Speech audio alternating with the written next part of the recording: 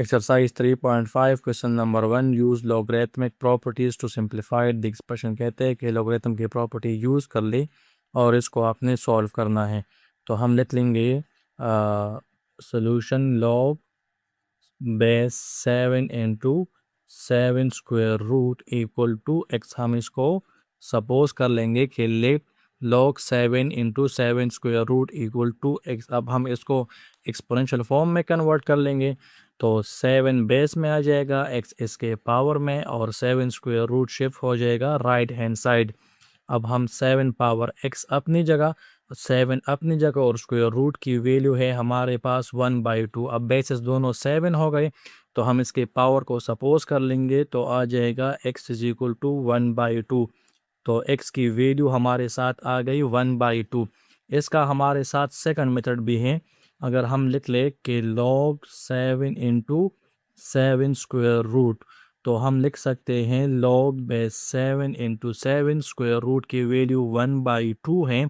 अब log की property है कि log a m power n, अगर पावर में n है तो n आपके साथ कोफिशिएंट में शिफ्ट होगा। ये हमारे पास n को पावर में था तो ये आ गया कोफिशिएंट में। सेम इस तरह हमारे पास 1/2 पावर में है तो हम इसको कोफिशिएंट में शिफ्ट कर लेंगे तो 1/2 इंटू लॉग बेस 7 इंटू 7।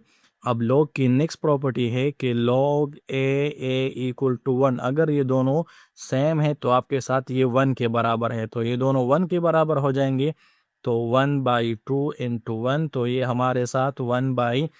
इसकी वैल्यू यहाँ पर भी आ गई और यहाँ पर भी। अब पार्ट नंबर 2 को सॉल्व करते हैं तो हम लिखते हैं कि let log 1/2 into base 8 equal to x. अब एक्सपोनेंशियल फॉर्म में कन्वर्ट करेंगे तो 8 बेस में आएगा, x इसके पावर में, और 1/2 हमारे साथ राइट हैंड साइड शिफ्ट होगा। अब हम 8 को लिख सकते हैं कि ये 2 का क्यूब है और x इसके पावर में, और 1/2 है तो 2 को हम शिफ्ट कर लेंगे न्यूमिनेटर में तो इसका पावर बन जाएगा -1। अब पावर के ऊपर जब पावर आ जाए तो वो मल्टीप्लाई होता है तो 3 मल्टीप्लाई x से 3x इक्वल टू 2 पावर -1। दोनों के बेस सेम है तो 3x इक्वल टू -1। अब 3 को बोथ साइड डिवाइड कर लेंगे तो 3x divide by 3 equal to -1/3। तो x बराबर है -1/3 की, तो x की वैल्यू आ गई -1/3। अब हमारे पास पार्ट नंबर 3 है तो हम लिख लेंगे let log 1000 square root into base 10 equal to x। अब इसको एक्सपोनेंशियल फॉर्म में कन्वर्ट करेंगे तो 10 power x equal to 1000 square root. अब 10 पावर x अपनी जगह, 1000 हमारे साथ अपनी जगह, स्क्वायर रूट की वैल्यू है 1/2। अब 10 पावर x अपनी जगह इक्वल टू 1000 हमारे पास बराबर है 10 क्यूब के, तो 10 क्यूब पावर 1/2। तो 10 power x is equal to 10, power के ऊपर पावर आ जाए तो वो मल्टीप्लाई होगा तो 3 1s आर 3/2। अब दोनों के बेसिस सेम हो गए तो हम इसके पावर को सपोज कर लेंगे तो x इज इक्वल टू 3/2। तो x की वैल्यू हमारे साथ आ गई 3/2।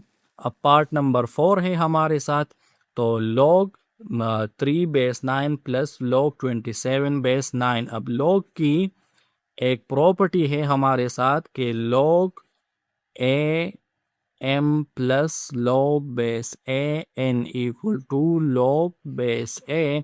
अगर आपके पास दो log एडिशन में हो और दोनों का बेस सेम हो तो आप इन दोनों नंबर्स को मल्टीप्लाई करोगे तो m और n मल्टीप्लाई में आ गई। तो सेम यहाँ पर log है, बीच में एडिशन है, दोनों का बेस सेम है तो 3 और 27 आ जाएंगे मल्टीप्लाई में। तो log 9 3 मल्टीप्लाई 27, तो log बेस 9 3 मल्टीप्लाई 27 से आता है 81। अब इसको या तो एक्सपोनेंशियल फॉर्म में कन्वर्ट करना है या ऐसे भी हम सॉल्व कर सकते हैं।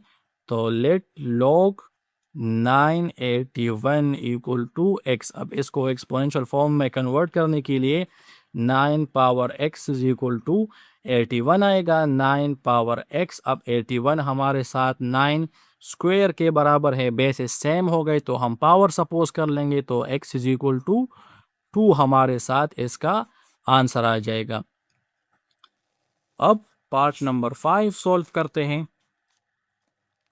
तो पार्ट नंबर 5 है log 1/0.0035 पावर -4। तो हम लिख लेंगे log 0.0035 पावर 4। हमने इसको डिनोमिनेटर से न्यूमिनेटर में शिफ्ट किया तो पावर इसका प्लस बन गया। अब log की प्रॉपर्टी है कि log a m power n बराबर है n log a m।